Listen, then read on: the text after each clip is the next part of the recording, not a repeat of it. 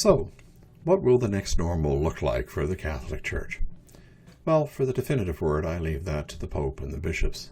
As a deacon, I'm in marketing, not in management. But, joking aside, perhaps this time of being apart from, distanced from familiar ways of expressing our faith will give us the opportunity to seize our faith in a more fulsome manner. Many of us have implicit models of church that guide our thinking.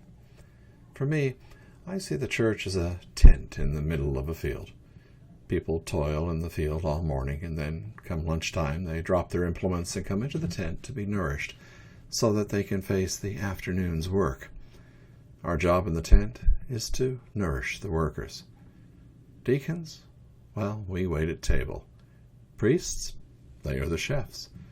Bishops?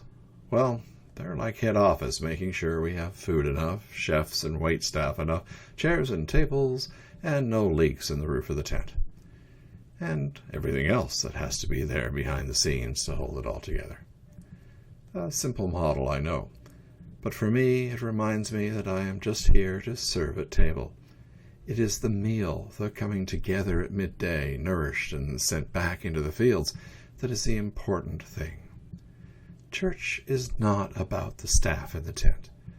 If that's the focus, then maybe it's the wrong focus. Rather, it's about the people working in the fields and their need for nourishment. But here's the challenge. My sense is that Catholics quite often prefer to be observers, not participants. It is all too easy for Catholics to see a faith life consisting of attending Mass and nothing else. Many Catholics go to church and observe the Mass unfolding with little or no active participation, maybe a few amens and a genuflection or two and some silent prayers, and then they head home, and not much gets done with their faith life until the following Sunday. From my perspective, that's not what the church is all about. We are called to take a much more active role in our faith in our church. With over 1 billion Catholics, and well less than 1 million clergy and religious, who will bring about the reign of God? The more than 99.9% living out of their baptismal promises?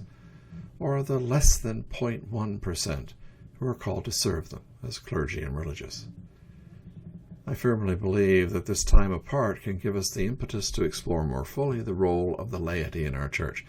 This priesthood of the laity is based on the fact that all those baptized receive not only sanctifying grace, but also a character and indelible mark in their souls by which they are conformed to Christ as priest, prophet, and king.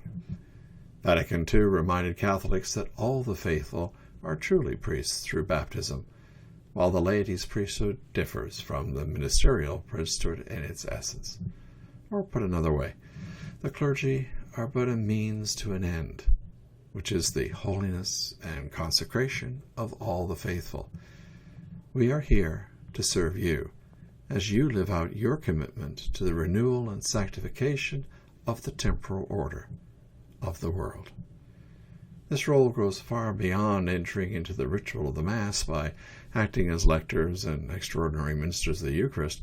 The laity exercise their proper and characteristic dignity in transforming the secular world of the family and the professions, where they find their proper place.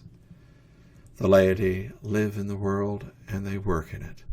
They sanctify the world, and in this they imitate Christ, who had to act among ordinary people in an ordinary life in the world in order to save us. It seems to me that the next normal for Catholics would be to appropriate what is truly a more active participation of the laity in the building of the reign of God. Because it is not the 0.1%, but rather the 99.9% who will change the world.